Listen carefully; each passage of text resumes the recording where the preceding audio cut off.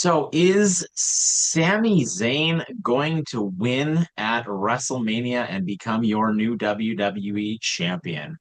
Hey guys, welcome to the 716 Sports Entertainment Podcast, where we are looking back at the February 20th edition of WWE's SmackDown. I am Mike, joined by Mr. Sean O'Neill, and I think this was perhaps the best looking version of Sami Zayn that we've seen in a while. The segment between him and Cody backstage specifically, he didn't get himself involved in the opening sequence to SmackDown, which we'll talk about in a little bit, but that was the best character development I've seen out of Sami Zayn, and in my opinion, the best thing on the whole show. So I'll pass it over to you, let you break it down, and give your overall thoughts.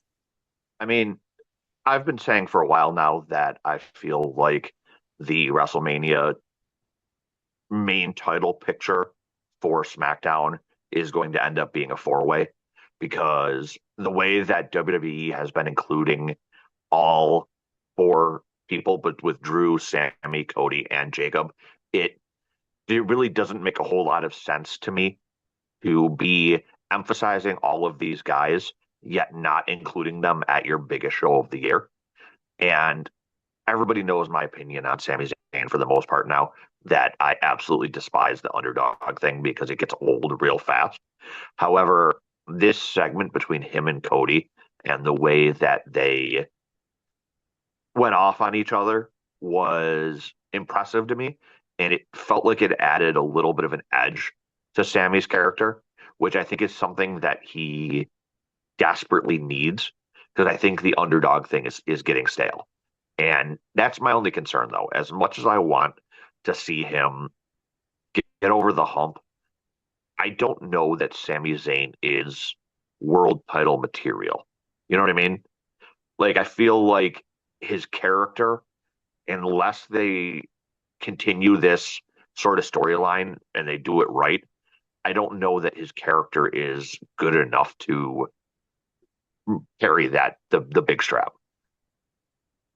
Yeah, I mean, you might be right. I think what I truthfully think is going to happen, because there's so much that happened on this show that makes me think about the different directions they could go for WrestleMania. And I know it was kind of our lead in here. I would very much like Sammy to be in that match. I'm kind of concerned it's going to be Randy and not Sami Zayn. And I kind of think that Sami Zayn might end up in a match with Trick Williams at WrestleMania because they've been teasing that one too for a little while. And given what happened with Randy Orton at the end of his match with Aleister Black and how Drew just kind of randomly attacked him out of nowhere, you know, plus all of the stuff at the beginning of the show with Jacob and Drew and Cody. Like obviously, so let's talk about all the segments real quick, and then we'll let me give a recap of all the segments, and then we'll kind of fantasy book out where we think all of these characters are going to go. So the show opened up with Cody coming down to the ring, and he didn't get to say much before Jacob made his way down to the ring and was basically like, bro, I had you beat, all this other stuff. And, you're only standing here because of Drew McIntyre, who I want to get my hands on. Nick Aldis came out to say that he gave Drew the night off, even though Drew obviously was still in the crowd anyway, because he bought himself a box. So Jacob tried to go into the crowd after him, but Aldis and security cut him off. Jacob beat up all the security guards. And at the end of that segment, Cody basically just called Drew an a-hole, and it was actually fine. Like everybody played their part. That was actually the only thing that Cody said throughout the entirety of this was, Drew, you're not a victim, you're just an a-hole. And I thought that that was actually perfect by Cody because I didn't think I wanted Cody to say too much here because I feel like he probably would have got hit by the boo birds a little bit. So then backstage, Jacob was with Aldis again, and he's basically like, "Look, I want to get my hands on Drew," and Aldis said, "Yeah, I'm gonna make that happen," more or less, right? And then the main event, which was an unadvertised match between Randy Orton and Aleister Black, which was all started by a backstage segment between the two of them, where Zelina came up to Randy Orton, and then obviously Aleister Black came up to him and said, "Look, I'm going to pull out the old Randy Orton, the old the evil Randy Orton going to play around in your head a little bit. So this led to the two of them in the main event, which was a great match. And it had a DQ finish when Drew McIntyre hit Randy Orton and, tossed him back into the ring, which allowed Aleister Black to hit Black Mass for the win. I don't want to spend too much time on that match. It was a great match, but my point to all of this is now Randy Orton's kind of inserted into this match, this love triangle, which is now a love square with Drew McIntyre. And does that, I guess, put Sammy on the outside looking in? Because we're certainly not going to do a five-person match at WrestleMania, right? So it seems like we've got Cody, Jacob, Randy, Sammy, and Drew all in this title picture, and I don't think we're going to have all five of them in that match at Mania. I mean, they've done crazier with multi-person matches, and I mean it'd be the first time in a while that we've had a fatal five way. However, I think Drew attacking Randy was just a one-off. I think the storyline between Aleister Black and Randy is going to continue, especially with Aleister Black picking up the win. I think that Drew attacked Randy because he's going to be attacking the people he thinks could win the Elimination Chamber. So I think you're going to see him attack a couple other people, be it maybe on Raw on Monday and maybe next Friday on SmackDown. But I think that was just an instance of him trying to send a message that if you're coming after his title, you're a target no matter who you are. So what do we do with all of these people, right? I mean, we've got Cody's very likely going to win the Elimination Chamber. I'm like 95% sure Cody's going to win the Elimination Yeah. Chamber. What do you do with Jacob? Does he just have a match with Drew before WrestleMania? Or what is Nick Aldis going to do to give Jacob his opportunity at Drew McIntyre? Because it would seem kind of stupid if he just puts him in the title match, right? Unless Jacob just keeps causing chaos for Cody and Drew leading up to WrestleMania. Question. Is there, after Elimination Chamber, is there a Saturday night main event or another PLE before Mania? I don't think so, but I will check while you are continuing your point. Because what I could see, if we're fantasy booking here, what I could see happening is Aldis gives Fatu his shot at Drew, and either Sami Zayn or Cody Rhodes ends up causing either Fatu to lose or there to be like a non-match with a DQ finish. And with there being more interference and all of that, I could see that then being Fatu's way into the Mania match. Um, it does not appear so. Let's see here. Okay. Is that a Rumble, Elimination Chamber, NXT Vengeance Day, NXT Black WrestleMania? No. Unless Okay. one gets added to the calendar right now, no. So then it'll most likely be on SmackDown episode then. If there would have been a Saturday night main event, I would have said it probably would have been on there. Your audio's breaking up a little bit. Hold on. How about There you now? Is go. that You got better? it. Yeah. So yeah, if it would have been like a Saturday night main event, I would have said it would be there. But I think it'll probably just be on a regular episode of SmackDown where Fatu gets his match against Drew, and either Cody or Sammy ends up causing him to lose, or there's like a non-finished DQ, and that's how he gets his way into the match. Mm-hmm. Then what do we do with Sammy?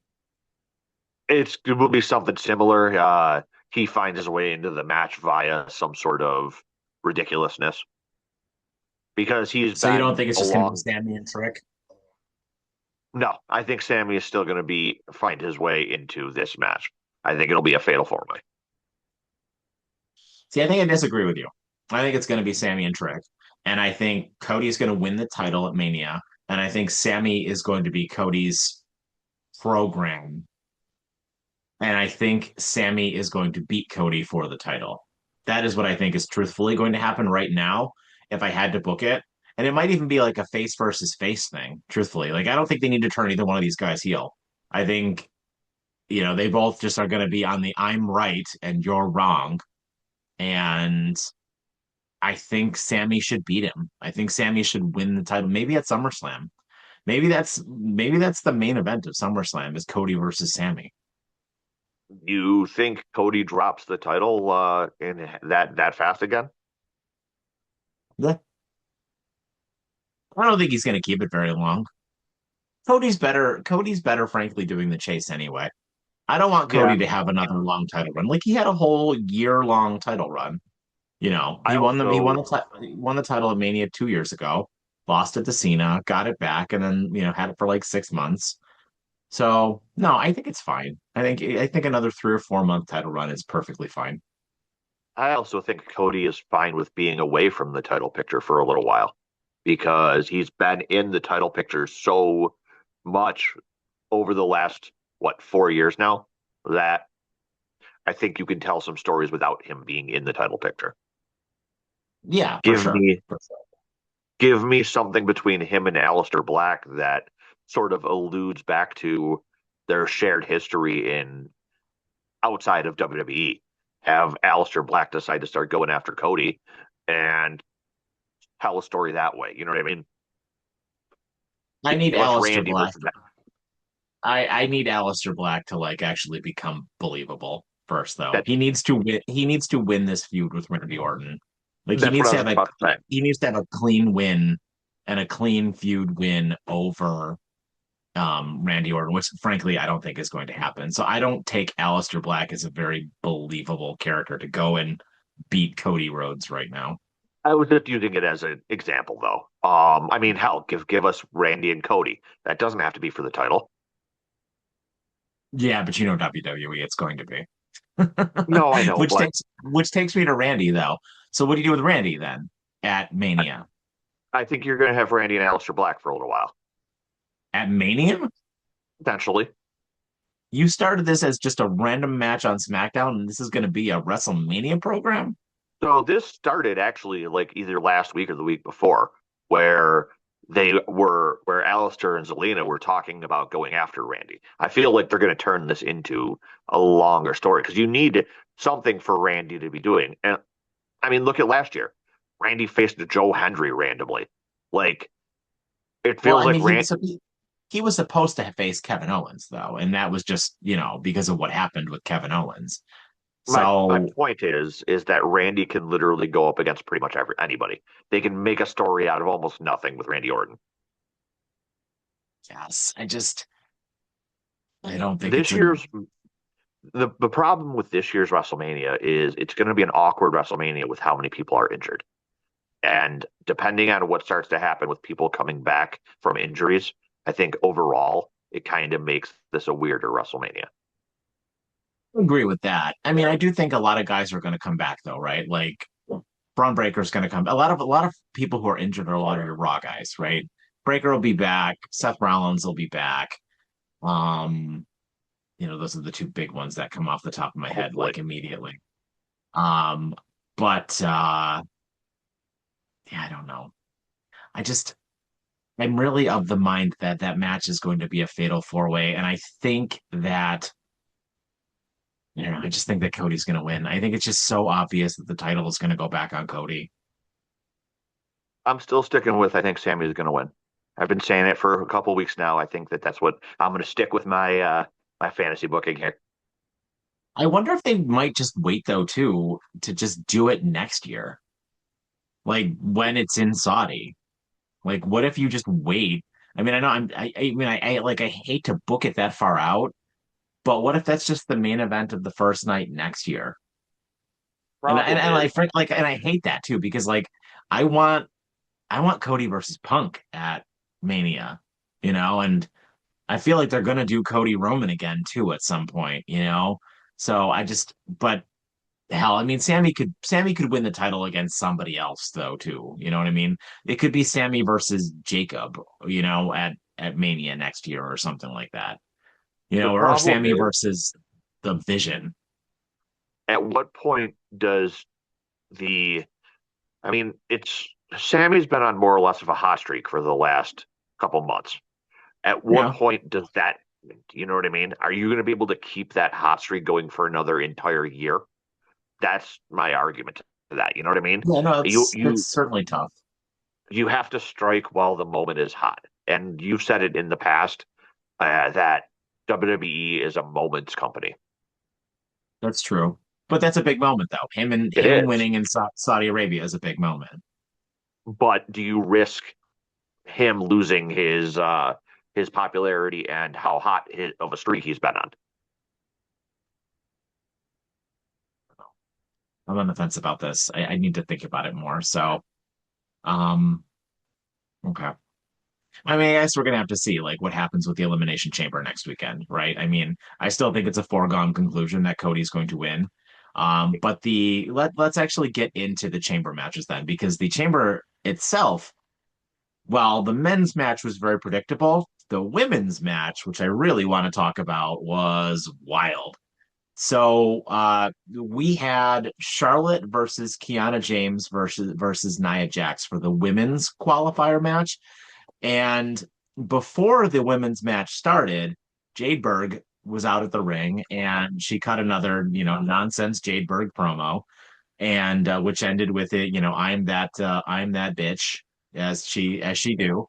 And she was making her way back. And actually, I finally thought we were going to get something interesting with her, where she was walking back up the ramp, and Charlotte came out right as Jade was leaving, and they like looked at each other, and Charlotte really was like, "Get out of my face!" Like she said it under her breath, but you heard it, and I was like, "Whoa, there's some fire right there, right?"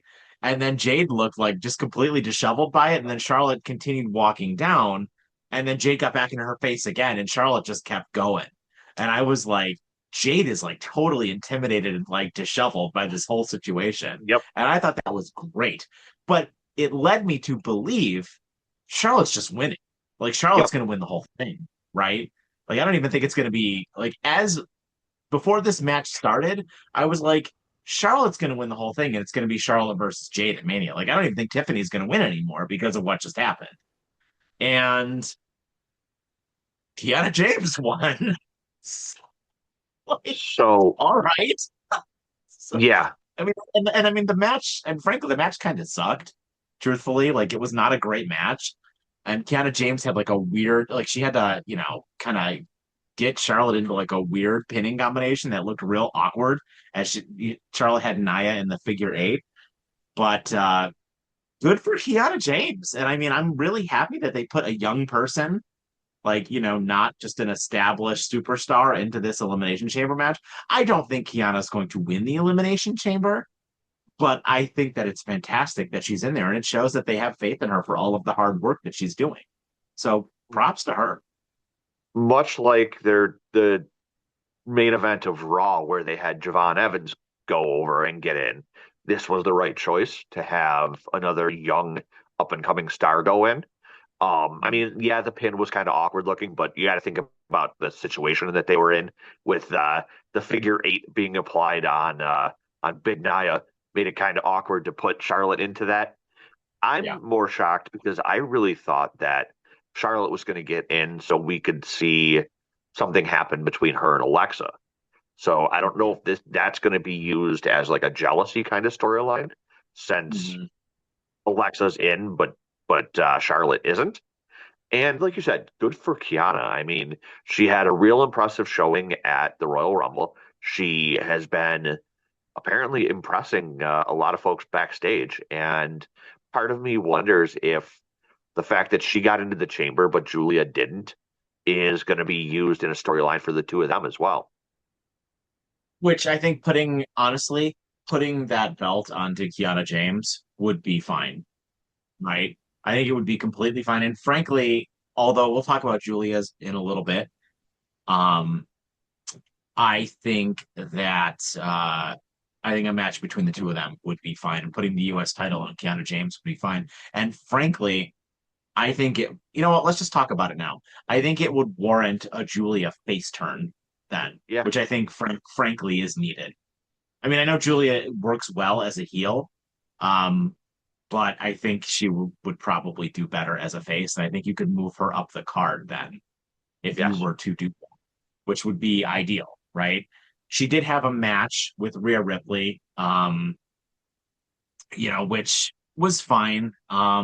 Match was great. It ended in it ended in a no contest. Io was announced as Julia's opponent initially, but then it was changed to Rhea, kind of for no explanation. They had a good match, and it was fine until Lash and Nia Jax came out to kind of cause the interference, which basically Julia just kind of like disappeared into the void as the two of them caused the interference scene there, which is leading to obviously that big title match between the Io and Rhea versus Nia and Lash next week on SmackDown, which I'm starting to think they might drop the titles, but we'll talk about that later. The immovable But I objects. think that you're right. I think that Kiana and Julia could be a good SmackDown before WrestleMania women's US title match. Yep. And as far as the Julia versus Rhea match went, I'm very curious why it got switched from Io to Rhea. Like I think that Julia versus Io was the better story, with both of them having known each other in the past. So I'm wondering if what that was all about. The match itself was very good. I mean, for a smaller woman versus a woman of Rhea's size, Julia did pretty well. And then, of course, like you said, it ended in the no contest because Nia Jax of the Immovable Objects tag team decided to interfere. And then I believe Lash came out, and then Io, of course, came out. So obviously, Io is still cleared for everything because she came out and took part in shenanigans. But yeah, I don't know if they'll drop the titles next week. I still am of the belief that that's going to be a WrestleMania thing, where unfortunately they lose to the Bellas. But um, I don't, because where do you put, if they drop the titles? What do you do with Rhea and Io going into WrestleMania? Maybe Rhea wins the Elimination Chamber. I mean, Rhea winning the Elimination Chamber I would be fine with, because she would 100% beat Jadeberg. Like if you're moving Rhea to SmackDown, you have to put the title on her. Yeah, I mean, honestly, it's very easy, right? Like you have Rhea win the Elimination Chamber. She beats Jade Berg, and then you do Io and Asuka Yeah, because you've been trying to do that one for a while. You you yeah, you finish you finish your story with Io and Asuka. I just wonder what you do with Tiffany then. That's yeah. my only hiccup to this whole thing is Tiffany has to win because like what Right. do you do with her? She's a big star now. Like what do you do with her if she doesn't win? Can you book anything for me right now if Tiffany doesn't win the elimination chamber? Before we get to that, so we are of the belief that Bianca is not coming back, right? At this I mean, we're point, done. We're done, right? Like we have all six women now. unless Bianca is the what's in the box, maybe. I don't think so. Um, no, but you just to my point of, so Bianca is officially at this point we don't believe is coming back. I don't. You're right. Tiffany has to be the one to win, because unless you're going to move her to Raw, there isn't anything else for her to do on the SmackDown card. You aren't going to have her go after Julia for no reason.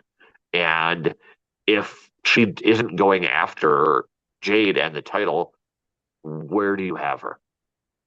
I mean, you could have her go after Julia. I honestly think Tiffany versus Julia could get on the WrestleMania card. And Yeah, you say if actually, you could do this. Here's how you could do this. You could have Kiana James cost Julia the title at Mania to Tiffany. Tiffany gets the US title. Tiffany can elevate the US title because she's a bigger star. And then you can do the program with Kiana and Julia, turning Julia face, and then Julia wins that and then moves up the card and challenges for the bigger title later on. The Like, problem I have with that is you're right. Tiffany is a bigger star.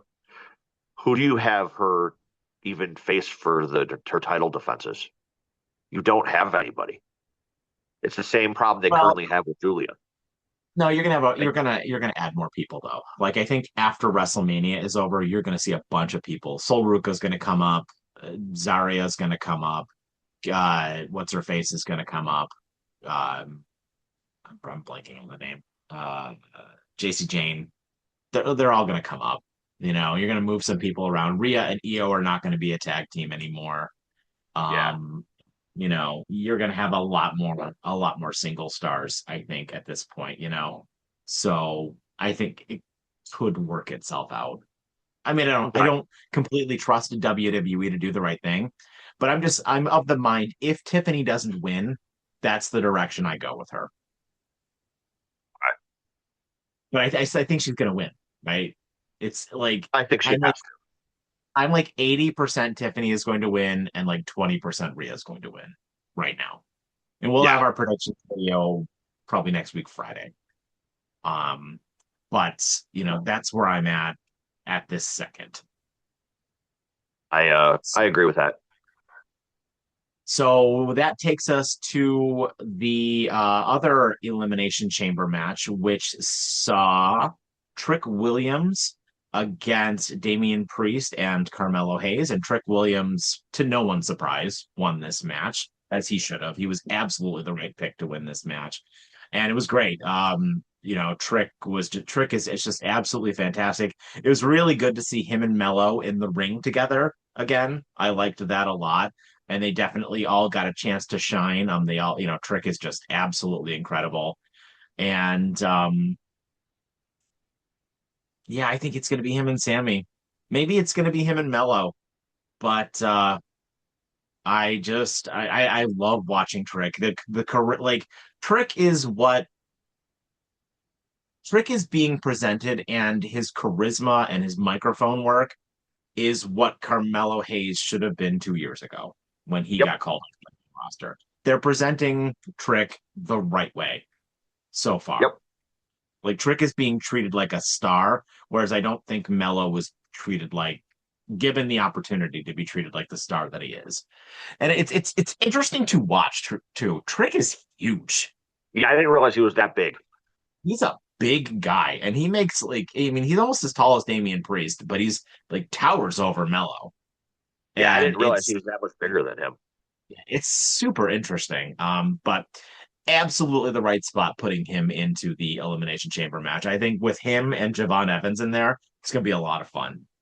Oh yeah, those two have plenty of experience with each other. Yeah. Actually, this whole match I could have seen going pretty much anyway. All three of these guys would have been good in the Elimination Chamber.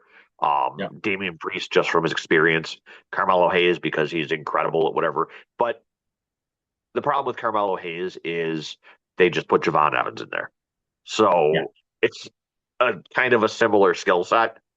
Yeah. And then you are 100% right. The way they're treating Trick is how they should have debuted Carmelo, especially considering as Melo was like one of the number one picks of the draft that last time they did the draft.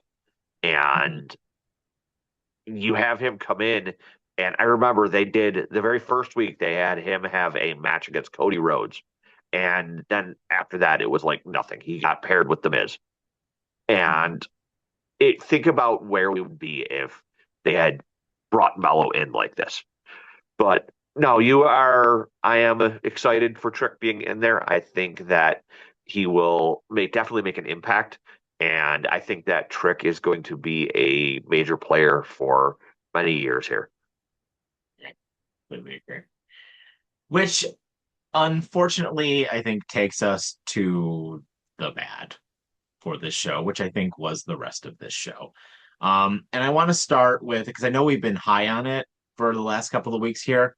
But I think I'm kind of done with Obafemi versus Kit Wilson. a little bit. The poetry segment reading, while it was funny, it went on longer than the actual match did.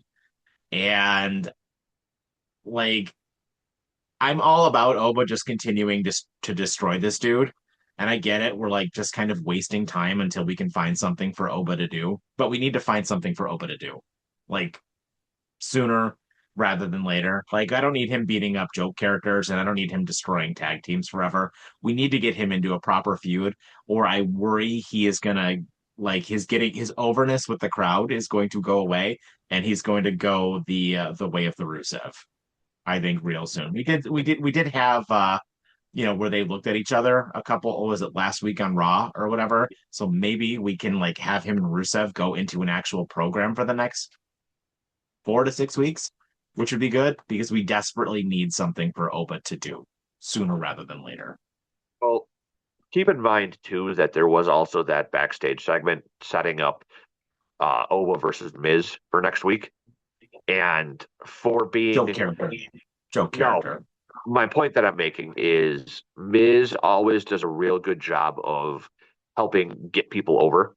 So I think that, especially with the way that segment went, where Miz came up to him and was like, "Oh, look at what I've always done for people." I think that it. I think the bigger feud is going to be him versus Rusev, but I think Yeah. Miz versus Oba for a couple of episodes is going to be a nice little side thing for him on SmackDown because they're still doing the whole is he going to go to SmackDown or is he going to go to Raw thing? So I think Miz is a good person to pair him up against on the SmackDown side. Well, that's fair, I guess. We also had Tiffany Stratton versus Alba Fire. Um, Again, a minor comedy segment at the beginning here where Alba pushed Chelsea Green out in a wheelchair, which was again kind of hilarious. But this was a nothing match. There was zero chance Tiffany was going to lose this match. I think this was just let's get her on TV. Let's get rid of her ring rust a little bit. But Yep. if she's the favorite right now to win the Elimination Chamber, I don't really know how much this helps her. I mean, With the I guess if Chelsea's injured and you can't really do anything with Chelsea, I guess so be it. I might have honestly just had her like given what we know about what happened with Charlotte just losing, I might have had Tiffany interrupt Jade. And that might have honestly just worked better, I think. And then have Charlotte come out and you can still do that. I just think that this was kind of like a nothing match. Keeping Chelsea Green on TV while she's injured is smart. She's very entertaining. Um, but yeah, this did nothing for me. Chelsea is not actually injured. Um, she's No, she's faking it, not. but Oh, I thought she was. no, no, she's faking it. Oh, But I thought she was they, injured. yeah, no, that was the thought at first, but she's faking it. I don't think they showed it on TV, but there was a point where she actually jumped out of the wheelchair. Oh, Um, I must have missed it. but I think that the Tiffany versus Alba thing, like you mentioned, was just a ring rust kind of thing. I mean, she's basically only had the Rumble and the Triple Threat so far since she's been back, and I think they wanted to just get her a little bit of work in before having to be in the chamber. Yeah, that's fair, I guess. Which takes us to the worst thing. And surprisingly, this week it's not Jade. But the worst thing on SmackDown, again, is the cartoon characters of the Wyatt Six. And Positive. more specifically this week, just the complete burial of Ilya Dragunov. Like he was the most absolute afterthought of this whole thing. So we initially were having a match between Ilya Dragunov and Tama Tonga, but all of the MFTs came to the ring, and Ilya came to the ring by himself after cutting a really weird promo with Carmelo Hayes backstage, where he was like super excited for Carmelo to go and win his Elimination Chamber match, which was really over the top and kind of awkward. But regardless, they had their match and it was a good match. It was like a very hard hitting match between two bigger guys, right? But, the numbers game obviously was going to happen here for sure. And Ilya lost. I mean, halfway clean, right? Because there was the interference, but Ilya lost straight up. all of the MFTs got into the ring. And they, Ilya just randomly tried to jump on Solo's back and immediately got destroyed. It brought out Apollo Crews and Matt Cardona. They got destroyed. And then the MFTs cut a promo, or I mean, the Wyatts cut a promo on the Titantron, and that was it. And can we just get this program over with already? For the love of God. So, because Solo has their lamp, that's part of why this program's not over. The one positive out of this is something that you and I talked about, I think, last week, where where's Bo Dallas been? And the positive is that next week we're actually going to be getting Bo Dallas wrestling in the ring. So we'll see what happens from there. I'm fully expecting him to probably win and them get their lantern back, and that'll be the end of the end of So, the story for that. As far as the match between Tama and Ilya goes, I think the match was great. Like you said, very hard hitting. I'm actually okay with Tama winning because I'm pretty sure they're setting up Tama to feud with Mello, and we're gonna get another Tama versus Shinsuke match based off of what happened backstage as well, which I think was an interesting promo too. The fact that Shinsuke called him out and said, "Let's see what you can do when you don't have all your friends around the ring." So I think that what they're doing with Tama Tonga is an interesting setup for potentially having him sort of moving away from the MFTs. or he could just win the US title and they could have a bunch of gold, right? Like they could have the Yeah, tag belts and the US belt, and it would cause Solo to become an even bigger dick than he already is. I am just like, I don't want anyone to lose their job, but I would prefer, and the Wyatts wouldn't work in WCW, I mean AEW, but I'm just not interested in the Wyatts at all. I'm just not. I think they're just like every story that they're in just feels to me like an anchor to like anybody they get attached to. It is just not, it's not interesting to me at all to watch the Wyatts on the cartoon characters. And they need to find a better way to utilize them, is what I it don't comes know down to. how though.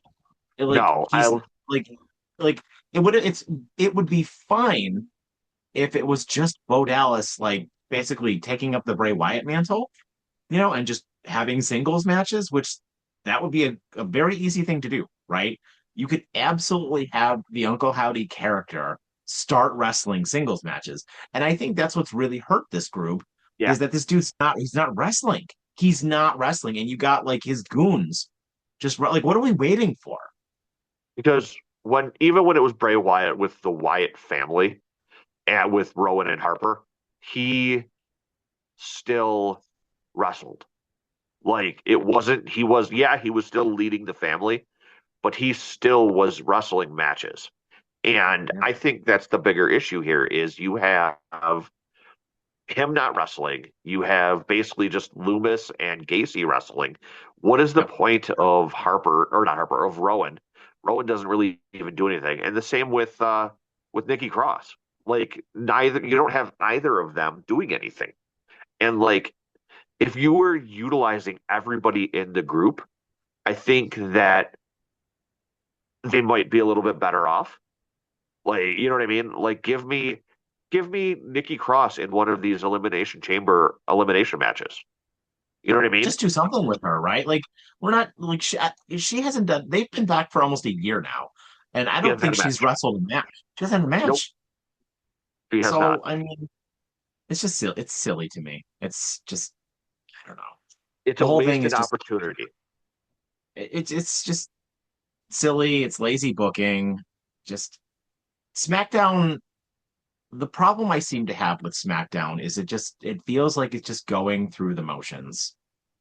It's just like the show is just going through the motions until it can like get to whatever point it needs to get to. But I feel like so many characters are just falling by the wayside and they're not doing a good job of booking, just I don't know if it's lazy booking, if it's the writers are just not doing a good job. I don't know what it is, but it feels very half-assed. SmackDown is in is definitely in need of a refresh as far as the superstars that are on the show as well. Mm. It's not just that, like not, and it's not just in regards to like the Wyatts and that. There was also the backstage segment between where Jade was walking backstage and ran into BFAB and then ran into Mishin. And it's like, we're gonna really start doing all this again. You know what I mean? They are in Yeah, desperate need of not necessarily a draft, but just some movement. yeah, for sure, absolutely. So, so that was Friday Night SmackDown in what it was. So, what is your final rating for the show? So because this was nowhere near as horrendous of an episode as last Friday's SmackDown, I will obviously can't give it anywhere near as bad of a rating. I'd give it a 2.5. It was below average, but above average for a SmackDown. Yeah, it had some notable highlights. I'm ready for Obafemi to move on a little bit. I'm still hoping beyond hope that they do something better with Julia. I don't think that it's going to happen. I know I say it every week on here. The men's elimination chamber match was fantastic. Absolutely the match of the night, in my opinion. And it was nice to see Kiana James get that surprising win. And, Yep. hopefully she, looks real. I don't think she's going to win the elimination chamber, but I think it'll look really, really good for her. So with that, my final rating for the show is a I'm that bitch out of 5. That bitch. Did you catch, by So, the way, when they had the backstage segment with Michin and BFAB? BFAB said, "Oh well, I'm third in line," but then only Michin showed up. So who's? I'm wondering who, if that was just a misspeak or who is actually first in line. well, probably the person who wins the elimination chamber, I would imagine, right? So it was just weird to me the way she said it. Yeah, I don't know. So that is our show, guys. Thank you so much for joining us. As always, let us know what you think in the comments down below. Are you confident that they're going to be able to turn things around on SmackDown? And do the winners of the elimination chambers right now kind of feel like foregone conclusions? And are we going to have a very predictable PLE next weekend? But I guess we'll have to wait and see. So with that, I've been Mike, joined by Mr. Sean O'Neill. Have yourselves a fantastic evening and take care.